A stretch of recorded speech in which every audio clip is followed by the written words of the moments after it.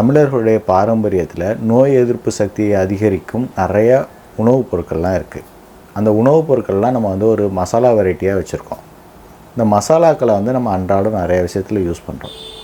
அந்த மாதிரி மசாலா பொருட்களாக நம்ம யூஸ் பண்ணுற நிறைய பொருட்கள் வந்து நிறைய ஹெல்த் பெனிஃபிட்ஸ் வந்து கொடுக்குது.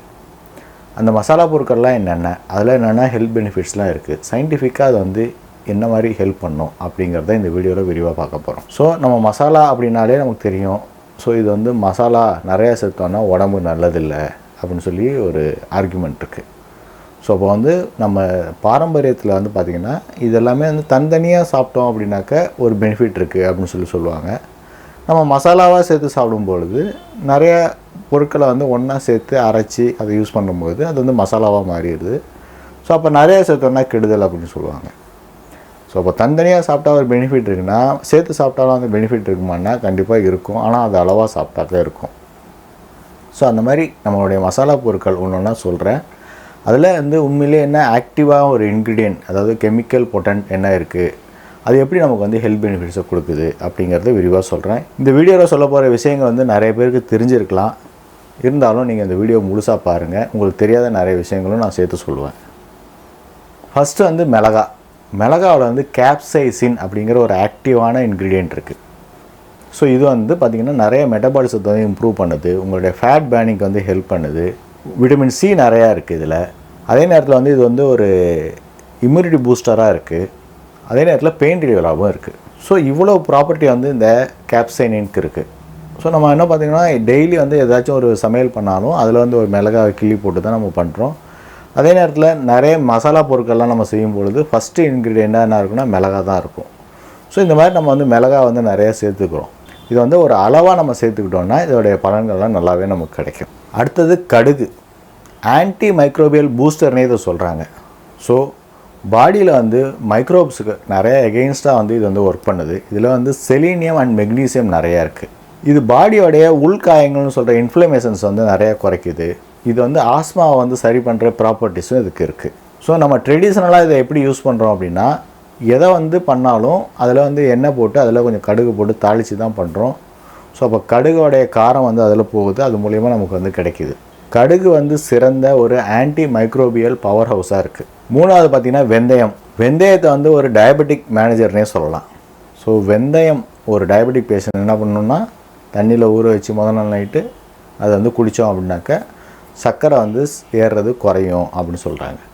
ஸோ அது எப்படி சர்க்கரையை குறைக்குது அப்படின்னாக்க உங்களுடைய பாடியில் சர்க்கரையை வந்து ரத்தத்தில் கலக்கிறத வந்து இது வந்து ரெடியூஸ் பண்ணுது. அதை வந்து ஸ்லோ பண்ணுறதுனால உங்களுடைய பிளட்டில் வந்து சடனாக குளுக்கோஸ் ஸ்பைக் இல்லாமல் கிராஜுவலாக ஏறும். ஸோ அதுக்கு வந்து வெந்தயம் நிறைய ஹெல்ப் பண்ணுது. ஸோ அதனால் இது வந்து ஒரு டயபெட்டிக் மேனேஜர்னு சொல்கிறாங்க. ஸோ இதுவும் பார்த்திங்கன்னா நிறையா பொருட்கள்லாம் சமையல் பண்ணும்போது நிறைய மசாலாக்கள்லாம் இதை ஆட் பண்ணுறோம். ப்ளஸ் வந்து ஊறுகாய் இதெல்லாம் பண்ணும்போது இது வந்து ஒரு ஃப்ளேவர் வர்றதுக்காக வெந்தயத்தை அரைச்சி வந்து சேர்ப்பாங்க. மற்றபடி புளிக்குழம்பெல்லாம் பண்ணோன்னா நிறைய பேர் வெந்தயம் போட்டு பண்ணுவாங்க. ஸோ இது வந்து நல்லாயிருக்கும். வெந்தய குழம்புன்னு ஸ்பெஷலாக ஒன்று பண்ணுவாங்க. ஸோ அது பண்ணியும் நம்ம சாப்பிட்லாம். ஸோ இதெல்லாம் சாப்பிட்டோன்னா டயபெட்டிக் வந்து கொஞ்சம் அந்த பிளட் சுகர் ஸ்பைக்கை வந்து குறைக்கிறதுனால டயபெட்டிக் பேஷண்ட்ஸ்க்கு வந்து ஹெல்ப் பண்ணும். மாத்திரையை நிறுத்திட்டு இதை யூஸ் பண்ணால் பெனிஃபிட் இருக்குமான்னா அப்படி கிடையாது. ஸோ இதனால் கொஞ்சம் பெனிஃபிட் கிடைக்கும். ஸோ அதையும் நம்ம சேர்த்து எடுத்துக்கலாம். மாத்திரையும் கரெக்டாக சாப்பிட்ணும். அடுத்தது ஜீரகம். இது வந்து உங்களுடைய டைஜஷனை, செரிமானத்தை வந்து தூண்டுறதுக்கு நிறைய ஹெல்ப் பண்ணுது. ஜீரகம் என்ன பண்ணுது, உங்கள் பாடியில் உள்ள டைஜஷனுக்கு தேவையான என்சைம்ஸ் எல்லாம் சுரக்கிறதுக்கு இது வந்து ஆக்டிவேட் பண்ணுது. ஸோ அதனால் ஜீரகம் வந்து நம்ம வந்து ரெகுலராக சாப்பிட்றோம் டெய்லி அப்படின்னா அது வந்து ரொம்ப நல்லது. ஸோ நிறைய பேர் பார்த்திங்கன்னா ஜீரக தண்ணி தான் குடிப்பாங்க. ஸோ அதனால் பார்த்திங்கன்னா அவங்களுடைய டைஜஷன் வந்து ஸ்மூத்தாக இருக்கும். ஸோ எந்த ஒரு கட் ப்ராப்ளமும் அவங்களுக்கு வராது. அதாவது குடல் சம்மந்தமான பிரச்சனைகள்லாம் எதுவும் வராது. ஸோ அதனால் டெய்லி நம்ம வந்து ஜீரகம் சாப்பிட்லாம். ஜீரகம் பார்த்திங்கன்னா நம்ம வந்து எதில் மசாலாக்கள்லையும் கொஞ்சம் ஆட் பண்ணி அதை அரைச்சி பண்ணுறோம். ஸோ அதே நேரத்தில் தாளிக்கும் போது நிறைய பேர் வந்து ஜீரகம் போட்டு பண்ணுவாங்க. பொங்கல்லாம் பண்ணும்போது மிளகும் ஜீரகமும் சேர்த்து பண்ணுவோம். ஸோ அந்த மாதிரி பண்ணும்பொழுது ஜீரகம் நம்ம உடம்புல போகும். நமக்கு அதனால் பெனிஃபிட்ஸ்லாம் கிடைக்கும். ஸோ அதே நேரத்தில் நீங்கள் வந்து மோரெல்லாம் சாப்பிடும்பொழுது கொஞ்சம் ஜீரகத்தை வந்து தட்டி அதில் போட்டோம் அப்படின்னாக்க அது வந்து இன்னும் டைஜஷனுக்கு வந்து ஹெல்ப் பண்ணும். ஸோ அந்த மாதிரி நிறைய பேர் யூஸ் பண்ணுறாங்க. அஞ்சாவது ஐட்டம் வந்து சோம்பு பற்றி உங்களுக்கு நல்லா தெரியும். இது வந்து ஒரு மவுத் ரெஃப்ரெஷனராக யூஸ் பண்ணுறாங்க. இது பாடியை வந்து கூல் பண்ணுறதுக்கு வந்து நிறைய ஹெல்ப் பண்ணும் அப்படின்னு சொல்கிறாங்க. இது பார்த்திங்கன்னா ஒரு கார்பனேட்டிவாக வந்து ஒர்க் ஆகும். அதனால் உங்களுடைய பாடியில் வந்து பிளாட்டிங், அதாவது வயிறு வந்து உப்புற மாதிரி இருக்கிறது, அந்த மாதிரி சமயத்துக்கெல்லாம் அது வந்து ரிலீஸ் பண்ணும். உங்களுடைய டைஜஷனை வந்து இம்ப்ரூவ் பண்ணும். அதே நேரத்தில் வந்து ஒரு நல்ல ஃப்ளேவர் இருக்கிறதுனால ஒரு சாப்பிட்டதுக்கப்புறம் இதை சாப்பிட்டிங்கன்னா உங்களுக்கு வாயும் வந்து பார்த்திங்கன்னா ஒரு அந்த சாப்பிட்ட ஸ்மெல்லாம் வராமல் ஒரு நல்ல ஸ்மெல் கொடுக்கும். ஒரு பிரியாணி சாப்பிட்டதுக்கப்புறம் நிறைய பேர் என்ன நினைக்கிறாங்கன்னா ஒரு கூல்ட்ரிங்க் குடித்தாக்கா டைஜஷனுக்கு ஹெல்ப் பண்ணும் அப்படின்ட்டாங்க. அப்படி கிடையாது. நம்மளுடைய நான்வெஜ் ஹோட்டல்லலாம் பார்த்திங்கன்னா முன்னாடி பில் கவுண்டர் பக்கத்துலேயே டேபிளில் வச்சுருப்பாங்க. வறுத்த அரிசியும் சோம்பும் வச்சுருப்பாங்க. ஸோ நீங்கள் அதை எடுத்து சாப்பிட்டீங்க அப்படின்னாக்கா அது உங்களுக்கு ஆட்டோமேட்டிக்காக வந்து ஒரு மவுத் ஃப்ரெஷ்னராகவும் இருக்கும், உங்களோட டைஜஷனுக்கும் ஹெல்ப் பண்ணும். ஸோ இதுவும் பார்த்திங்கன்னா வந்து இந்த ஃப்ளேவர் ஆட் பண்ணுறதுக்காக நிறையா டிஷ்ஷஸில் வந்து நம்ம ஆட் பண்ணுறோம். நிறைய மசாலாக்கள்லாம் அரைக்கும்போது சோம்பும் கொஞ்சம் சேர்த்தா நம்ம அரைக்கிறது ரொம்ப ப்ரொசீஜராக வச்சுருக்கோம். 6ஆவதாக பார்க்க போகிற விஷயம் வந்து மஞ்சள். மஞ்சள் வந்து குர்குமிங்கிற ஆக்டிவ் இன்க்ரீடியன்ட் இருக்குது. ஸோ இது வந்து பாடியோட இன்ஃப்ளமேஷனை குறைக்கும். அதே நேரத்தில் வந்து நல்ல ஆன்டி ஆக்சிடெண்ட்டாக இருக்குது. பிரெயின் ஃபங்க்ஷனை வந்து இம்ப்ரூவ் பண்ணும். ஸோ நம்மளுடைய பேசிக்கான எல்லா ப்ரிப்பரேஷன்லேயும் பார்த்திங்கன்னா மஞ்சள் வந்து இருக்கும். ஒரு ஃப்ளேவருக்காகவும் கலருக்காகவும் இருக்கும். 7ஆவதாக சொல்ல போகிற விஷயம் வந்து இஞ்சி.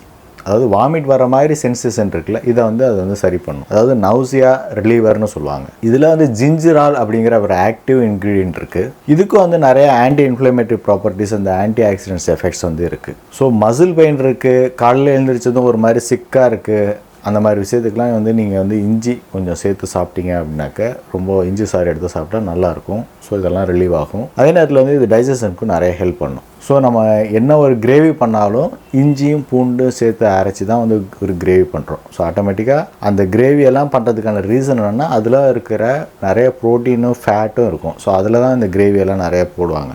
ஸோ அந்த கிரேவியில் இஞ்சி பூண்டு இருக்கும். ஸோ இஞ்சி பூண்டோடு சேர்த்து அதை சேர்த்து சாப்பிடும் பொழுது அந்த ஃபேட்டு, அந்த ஆயில், அந்த ப்ரோட்டீனால் நமக்கு வந்து டைஜஷனுக்கு வந்து எந்த ஹெல்ப்பும் டிஸ்டர்பன்ஸும் ஆகாமல் பார்த்துக்கும். 8ஆவதாக சொல்ல போகிற விஷயம் வந்து பூண்டு. பூண்டை வந்து ஒரு ஹார்ட் ஹெல்த் கார்டியன்னே சொல்லலாம். டெய்லி வந்து நீங்கள் பூண்டு சாப்பிட்டீங்க அப்படின்னாக்கா உங்களுடைய பிளட் சுகர் லெவல் வந்து குறையும், உங்களுடைய கொலஸ்ட்ரால் லெவல் குறையிறதுக்கு ஹெல்ப் பண்ணும். அதே நேரத்தில் இது நிறைய ஆன்டி இன்ஃப்ளமேட்டரி ப்ராப்பர்ட்டிஸ் இருக்குது. ஸோ அதனால் உங்களுக்கு அந்த பெனிஃபிட்ஸும் கிடைக்கும். பூண்டு வந்து நம்ம ரெகுலராக சேர்த்தோம் அப்படின்னாக்க நமக்கு வந்து பிளட் கொலஸ்ட்ரால் லெவல் குறையும் அப்படிங்கிறது நிறைய பேர் சொல்லியிருக்காங்க. பூண்டை மட்டுமே நீங்கள் தனியாக காலையில் வந்து லைட்டாக ஹீட் பண்ணி 2 பூண்டு சாப்பிட்டீங்க அப்படின்னாக்கா ரொம்ப நல்லது. ஸோ உங்களுடைய கொலஸ்ட்ரால் லெவல் குறையிறதுக்கு ஹெல்ப் பண்ணும். ஸோ பூண்டுக்கு வந்து பேசிக்காக வந்து இம்யூனிட்டி இன்க்ரீஸ் பண்ணுற ஒரு ப்ராப்பர்ட்டி இருக்கிறதுனால இம்யூனிட்டியும் உங்களுக்கு பூஸ்ட் ஆகும். பூண்டில் வந்து ஆலிசின் அப்படிங்கிற ஒரு ஆக்டிவான இன்க்ரீடியன்ட் இருக்குது. ஸோ இந்த இன்க்ரீடியனால தான் இந்த பெனிஃபிட்ஸ்லாம் நமக்கு கிடைக்கிது. ஸோ நம்ம பண்ணுற எல்லா கிரேவிஸ்லேயும் முதல்ல சொன்ன மாதிரி இஞ்சியும் பூண்டும் சேர்த்து தான் நம்ம போடுவோம். அதனால் ஆட்டோமேட்டிக்காக நமக்கு பூண்டு வந்து ஈஸியாக கிடைச்சிரும். ஸோ செப்பரேட்டாக நீங்கள் வந்து உங்களுடைய கொலஸ்ட்ரால் லெவல் இருக்குது, பிளட் ப்ரெஷர் இருக்குன்னா நீங்கள் வந்து இதை வந்து காலையில் 2 பூண்டு லைட்டாக ஹீட் பண்ணி அதை அப்படியே கடித்து சாப்பிட்டு பார்த்தீங்கன்னாலும் உங்களுக்கு பெனிஃபிட்ஸ் கிடைக்கும். பட் நீங்கள் ஒரு மெடிக்கேஷனில் இருக்கீங்க, ஸோ பிளட் ப்ரெஷருக்கு ஒரு மாத்திரை சாப்பிட்டுருக்கீங்கன்னா அதை நிறுத்திட்டு இதை பண்ணாக்க உங்களுக்கு பெனிஃபிட்ஸ் கிடைக்குமான்னா அப்படி கிடையாது. மாத்திரையை நிறுத்தாமல் இதே நீங்கள் சேர்த்து பண்ணிங்கன்னா உங்களுக்கு வந்து பிளட் ப்ரெஷர் குறையிறதுக்கு நல்லாவே ஹெல்ப் பண்ணும். மாத்திரையை நிறுத்திட்டு பண்ணுறது அட்வைசபிள் கிடையாது. 9ஆவதாக சொல்ல போகிற விஷயம் வந்து ஓமம். ஓமம் வந்து நமக்கு டைஜஷனுக்கு நல்லா ஹெல்ப் பண்ணும். இதில் வந்து தைமால் அப்படின்னு ஒரு ஆக்டிவான இன்க்ரீடியன்ட் இருக்குது. ஸோ இதுவும் பார்த்திங்கன்னா நம்முடைய டைஜஷனுக்கு தேவையான கேஸ்ட்ரிக் ஜூஸஸ்லாம் வந்து ரிலீஸ் பண்ணுறதுக்கு வந்து ஹெல்ப் பண்ணும். அதனால் உங்களுக்கு டைஜஷன் வந்து ஈஸியாக நடக்கும், பிளாட்டிங் இருக்காது. ஒரு வாமிட்டிங் சென்சேஷன் இருந்தாலும் நீங்கள் ஓம தண்ணீர் குடிச்சிங்கன்னா சரியாகும். ஸோ சின்ன பிள்ளைங்கள்லாம் பார்த்திங்கன்னா வந்து டைஜஷனுக்காக ஓம வாட்டர் கொஞ்சம் கொடுப்பாங்க. ஸோ அது வந்து அவங்களுடைய டைஜஷன் ஹெல்ப் பண்ணணும்னு சொல்லுவாங்க. அதே தான் அடல்ட்டுக்கும். ஸோ ஓம வாட்டர்னு ஒன்று விற்கும். ஸோ அதை வாங்கி நீங்கள் ஒரு சின்ன கப்பு ஒரு மூடி அளவு குடிச்சிங்கனாலே உங்களுக்கு நல்ல ஒரு பெனிஃபிட் கிடைக்கும். மற்றபடி நம்ம இந்த ஓமத்தை வந்து ரெகுலராக ஏதாச்சும் ஸ்நாக் பண்ணுறோன்னா அதில் ஆட் பண்ணுவாங்க. ஸோ ஒரு முறுக்கு பண்ணுறாங்க, வேறு ஏதாச்சும் பண்ணுறாங்கன்னா அதில் வந்து கொஞ்சம் ஓமம் போட்டு பண்ணுவாங்க. சில பேர் பிஸ்கட்ஸ்லாம் வந்து ஓமம் போட்டு பிஸ்கட்ஸ்லாம் பண்ணுவாங்க. ஸோ இந்த மாதிரி பண்ணியே நீங்கள் சாப்பிட்லாம். 10ஆவதாக சொல்ல போகிற விஷயம் வந்து கிராம்பு. கிராம்பில் வந்து யூஜினால் அப்படிங்கிற ஒரு ஆக்டிவ் கெமிக்கல் இன்க்ரீடியன்ட் இருக்குது. ஸோ இது பார்த்திங்கன்னா உங்களுக்கு வந்து பல் வலிக்கு வந்து ஹெல்ப் பண்ணும். ஸோ இம்மிடியேட்டாக வந்து பல் வலிக்கு சரி பண்ணோம் அப்படின்னாக்கா அந்த இடத்துல பல் எங்கே பூச்சி பல் இருக்கோ அங்கே வந்து ஒரு கிராம்பை வச்சு கடிச்சிக்கிட்டோம் அப்படின்னாக்கா அதில் உள்ள யூஜினால் வந்து உள்ளே இறங்கி அந்த பெயினை வந்து ரிலீவ் பண்ணும், அதில் உள்ள ஜேம்ஸை வந்து கொஞ்சம் கீல் பண்ணும் அப்படின்னு சொல்லி சயின்டிஃபிக்காக ப்ரூவ் பண்ணியிருக்காங்க. ஸோ அதனால் கிராம்பு வந்து நம்ம வந்து யூஸ் பண்ணலாம். ஸோ இதுக்கு வந்து ரிலீஸ் ஆகும். அதே நேரத்தில் இது வந்து ஒரு மவுத் ஃப்ரெஷ்னராகவும், அதாவது வாய் துர்நாற்றம் உள்ளவங்கெல்லாம் இந்த ஒரு கிராம்பை போட்டு மென்னா கூட அவங்க வந்து ஒரு ஃப்ரெஷ்னஸ் கிடைக்கும். அதாவது நீங்கள் வந்து ஒரு மவுத் ஃப்ரெஷ்னர்னு சொல்லி இப்போ விற்கிறாங்கல்ல, அதெல்லாம் மின்ட்டு ஃப்ளேவரில் இருக்கும், ஏதாச்சும் அதெல்லாம் கெமிக்கலாக இருக்கும். அந்த மாதிரி கெமிக்கலாக இல்லாமல் நேச்சுரலாக வந்து உங்களுக்கு வந்து மவுத் ஃப்ரெஷ்னர் ஆகும், ஃப்ரெஷ் ஆகணும் அப்படின்னாக்கா ஒரு கிராம்பை போட்டு மெல்லிங்கனாலே நல்ல ஒரு மவுத் ஃப்ரெஷ்னராகவும் அதில் ஒரு நல்ல ஒரு காரம் இருக்கும். ஸோ இன்றைக்கி பிரியாணிலேருந்து எதை பண்ணாலும் நம்ம ஆட்கள் வந்து கொஞ்சம் கிராம்பு போட்டு தான் பண்ணுறோம். ஸோ கிராம்புடைய இருக்கிற எசன்ஸ்லாம் அதில் வந்து நம்ம வந்து உணவில் போகுது. ஸோ அதனால அந்த கிராம்பு வந்து நமக்கு அதோட பெனிஃபிட்ஸ்லாம் நமக்கு கிடைக்கிது. ஓகே ஃப்ரெண்ட்ஸ், நம்மளுடைய தமிழ் பாரம்பரியத்தில் உள்ள 10 முக்கியமான மசாலாக்களில் உள்ள பெனிஃபிட்ஸ்லாம் என்ன அப்படிங்கிறத டீட்டெயில்டாக இந்த வீடியோவில் சொல்லியிருக்கேன். இதெல்லாம் ஆல்ரெடி உங்களுக்கு தெரிஞ்சிருக்கும், தெரியாத விஷயங்கள் நிறையா சொல்லியிருக்கேன். அதை நீங்கள் கேட்டு பயன்பெற்றிருந்தீங்க, உங்களுக்கு பிடிச்சிருக்கு அப்படின்னாக்கா ஒரு லைக் பண்ணுங்கள், உங்கள் ஃப்ரெண்ட்ஸுங்களுக்கும் ஷேர் பண்ணுங்கள். இதில் வேறு ஏதாச்சும் நான் சொல்லாமல் விட்ட பாயிண்ட்ஸ் ஏதாச்சும் இருக்குது, இது இருந்தால் நீங்கள் சொல்லவே இல்லை அப்படின்னு நினச்சிங்கன்னா நீங்கள் கமெண்ட் செக்ஷனில் வந்து ஆட் பண்ணுங்கள், நம்ம எல்லோரும் தெரிஞ்சுக்கட்டும். இது வரைக்கும் நீங்கள் சேனலை சப்ஸ்கிரைப் பண்ணாமல் இருக்கீங்கன்னா தயவுசெய்து ஒரு சப்ஸ்கிரைப் பண்ணுங்கள். இந்த வீடியோ வந்து உங்கள் ஃப்ரெண்ட்ஸு, உங்கள் ரிலேட்டிவ்ஸ் எல்லாருக்கும் ஷேர் பண்ணுங்கள். மீண்டும் மற்றும் ஒரு முக்கியமான வீடியோவில் சந்திப்போம். மிக்க நன்றி.